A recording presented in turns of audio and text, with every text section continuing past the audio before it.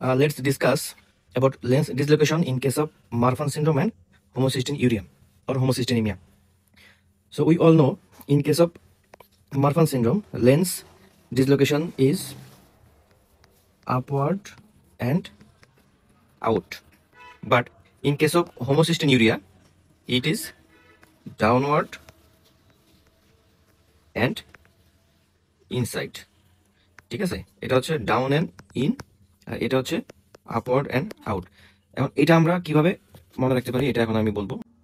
আমাদের যে মারফান আছে, হ্যাঁ, এই ফ্যানকে যদি আমরা আলাদা করি, সো এটা হচ্ছে ফ্যান। হ্যাঁ, ফ্যান আমাদের কোথায় থাকে? ফ্যানটা থাকে হচ্ছে, তাহলে আমরা একটু এখানে দেখি, একটা হচ্ছে মারফান। হ্যাঁ, এখান থেকে আমরা নিচ্ছি ফ্যান। এই ফ্যান কোথায় থাকে? ফ্যান থাকে সিলিং এ। হ্যাঁ, ফ্যানটা সবসময় কি সিলিং এ লাগানো থাকে। তো সিলিংটা কই থাকে? সিলিংটা উপরের দিকে, তাই না? তাহলে এই সিলিং জিনিসটা যদি মনে রাখি তাহলে হচ্ছে উপরের দিকে, আপওয়ার্ড অ্যান্ড আউট। আর ফ্যান, এই ফ্যান যদি উপরের দিকে থাকে তাহলে হোমোসিস্টিনিউরিয়াতে কি তার অপোজিট দিকে থাকবে। তো হোমোসিস্টিনিউরিয়াতে আমরা পাবো হচ্ছে ডাউনওয়ার্ড